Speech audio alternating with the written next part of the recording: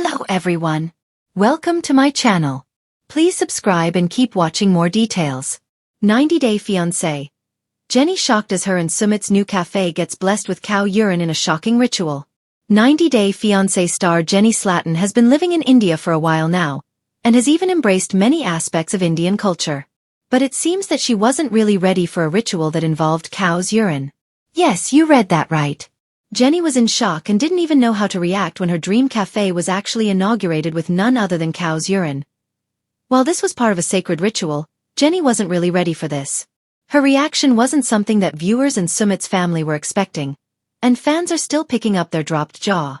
Is this true? What is this all about? What did she say? Keep on reading to learn more about this controversy because the tea is really hot. 90-Day Fiancé star Sumit and Jenny were dealing with financial issues. Hence, they decided to open a cafe, leveraging the former's prior experience in the field. They were really happy with it, but it seems that they still need to figure out a lot of things. During a recent episode, Jenny was also willing to work and was trying her best to make a coffee. But her customer was waiting for her. She told the latter that she was new, struggling with the coffee machine. The customer clearly waited for a long time and soon left the counter without even taking his order. Sumit told Jenny that she would have to make things better. This didn't sit well with Jenny, and she was quick to clap back. She made it clear that she was trying her best. Hence, it is evident that these two are struggling to make their cafe work. 90-Day Fiancé star Sumit has finally opened his cafe, and he is doing everything in the traditional way. He told the cameras that several priests were going to come and bless their cafe. But here comes the most shocking part. Sumit revealed that the priests were spraying some holy water that was actually mixed with cow urine. This is when Jenny even doubted her ears. Jenny wondered if Sumit actually said cow urine or not. However, the latter openly admitted that Slatin heard it right. He explained how cow urine was actually considered very religious and pure in his culture. He told Jenny, "The cow is a holy animal above anyone, even like gods." Sumit further noted that the cow is worshipped in India because it is like a mother to them, and she even gives them milk. But all of this wasn't really enough for Jenny to accept it. She noted that throwing cow urine while someone is cooking wouldn't be something that Americans would ever do in their lives. However, this didn't make Sumit flinch even for a second.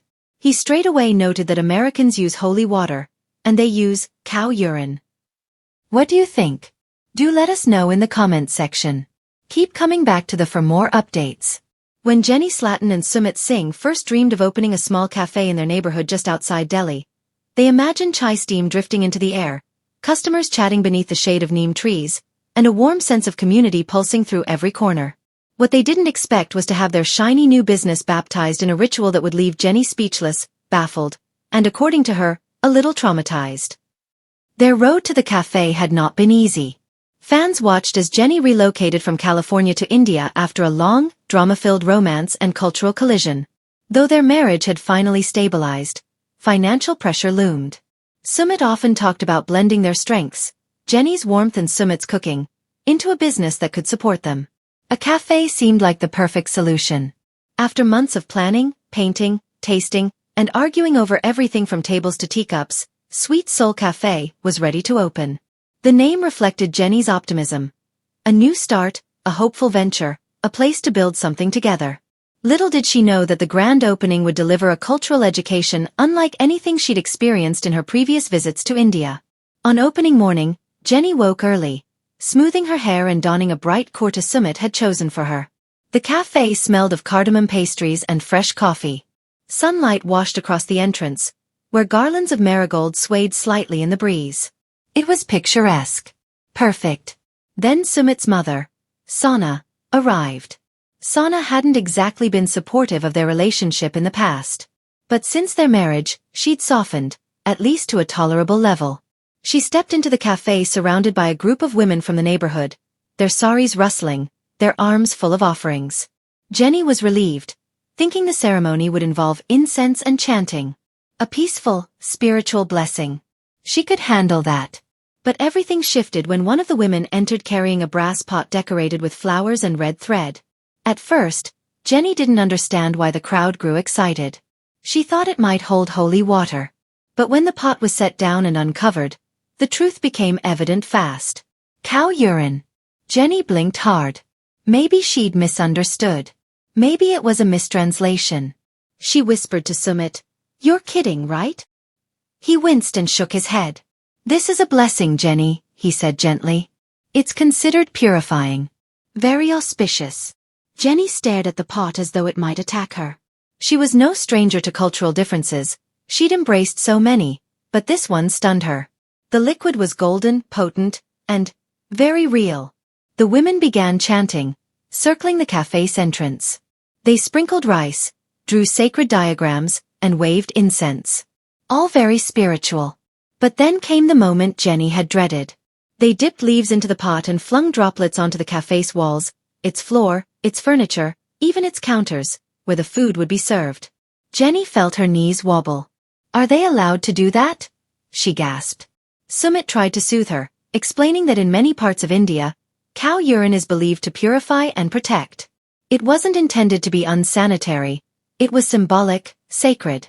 To the group blessing the cafe, it was an act of devotion, one they believed would ensure prosperity and drive away negativity. But for Jenny, centuries of tradition condensed into the scent of a barn. She didn't know whether to cry or laugh, or run to the kitchen with disinfectant. At one point, a woman approached Jenny and gestured for her to help. She wanted Jenny to sprinkle some of the sanctified liquid herself. Jenny's eyes widened. Her hands went cold. But everyone watched expectantly. To refuse outright would risk offense, maybe even doom their cafe's future in the community.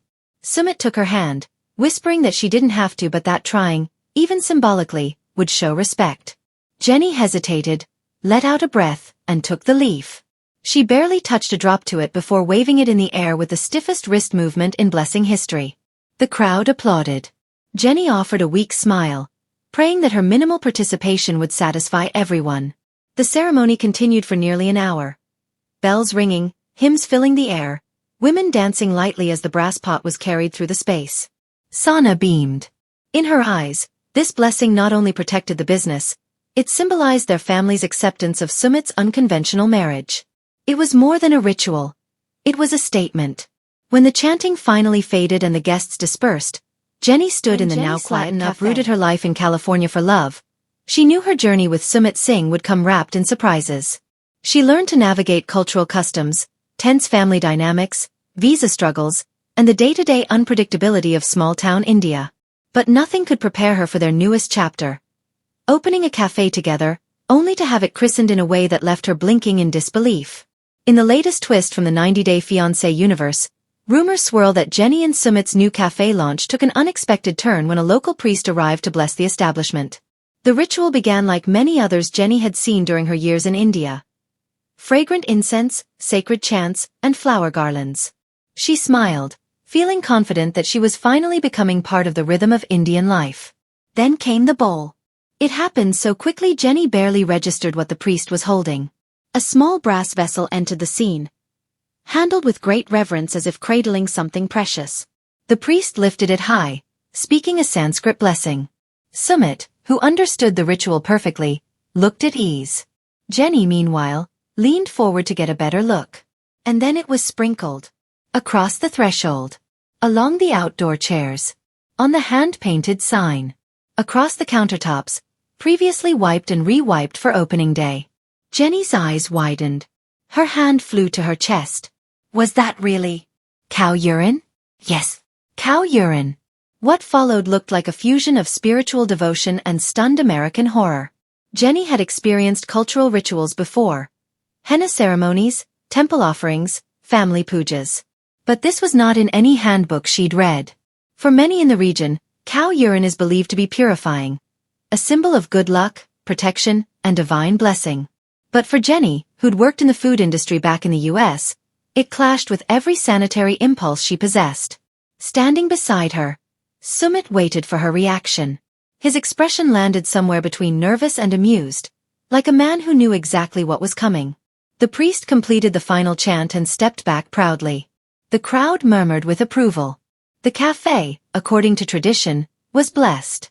Jenny's mouth finally caught up with her thoughts. You sprinkled what where? Sumit tried to explain gently. The urine had been mixed with water, he noted, and only tiny amounts had been used. No one was expecting anyone to drink it. It was symbolic. The cafe was now protected. And anyway, they would thoroughly clean afterward. But the shock lingered. Here was a woman who had left everything familiar to build a life in India. She had chosen love over comfort, culture over convenience, and adventure over certainty. Yet every time she thought she had reached the peak of surprise, India reminded her that she had only scratched the surface. Behind them, relatives and neighbors congratulated the couple on their new venture. One elder patted Jenny's shoulder, reassuring her that this blessing would bring great prosperity. She nodded politely, still processing the fact that they had just sprayed sacred livestock urine around what would soon serve breakfast. Later, as the crowd dispersed and the last marigold garlands were removed from the doorway, Jenny finally spoke her mind. She wasn't angry. She wasn't offended. Mostly, she was overwhelmed. She reminded Sumit that she supported his culture and faith. She had proven that 1,000 times over. But there was a difference between offering flowers at a temple and launching a food business with cow urine on the floor. The couple's dynamic kicked into familiar gear. Sumit trying to ease the tension with humor and context, and Jenny attempting to understand but needing a moment to adapt. In confessionals, Jenny half-laughed as she recalled the moment. She said she knew India was full of rituals but didn't expect this one to show up on opening day. She wondered aloud if perhaps a simple candle lighting would have done the job. Still, behind the humor was a twinge of worry. Would tourists react the same way she did? Was this going to affect business? Could the cafe be both spiritually blessed and hygienically acceptable? To her credit, Jenny didn't storm out or shut down. Once she learned the blessing was complete and cleanup was allowed, she immediately began wiping the counters again. An American instinct she couldn't switch off. Sumit joined in, assuring her that customers would love their cafe and its good luck ritual. Behind the scenes, locals were already buzzing. It's not every day that a foreigner and her Indian husband open a cafe, let alone have it launched with a blessing that leaves Western audiences bewildered. Word spread fast.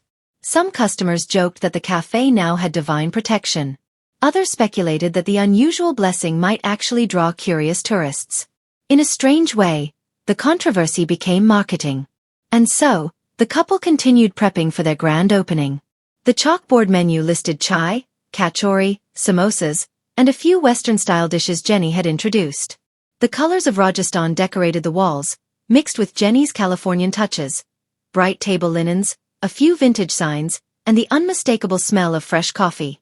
The cow urine blessing became just another story in their cross-cultural love saga, right up there with secret marriages, family disapproval, and relocating halfway across the planet. Still, the moment lingered in Jenny's mind. She realized once again that life with Sumit was never going to be predictable. The cafe represented their shared dream. Something built together from scratch. But to build it in India meant embracing India fully, rituals and all. Even the ones involving cows. By evening, the couple sat outside the shop watching the sun dip behind the village rooftops. The blessing, strange as it had been, felt like a milestone. Jenny sighed, leaning against Sumit. He asked her softly if she felt okay about everything. She nodded. If it's good luck, she said, I'll take it. But next time, could you maybe warn me first? Sumit grinned. He promised. Their story has always been built on compromise. Bending without breaking, learning without losing oneself. The cafe blessing was not a test of love, but another opportunity for understanding. No one could deny that Jenny had come far. From her first terrified scooter ride to this blessed cafe, she had shown resilience. She didn't need to love every ritual. She just needed to respect it, and somehow she always found a way. As word of the event spreads among fans, the reaction ranges from disbelief to hysterical fascination to curious admiration. But for Jenny and Sumit, the moment will remain personal, a surreal but meaningful memory. The day their cafe was officially welcomed into the rhythm of Indian life.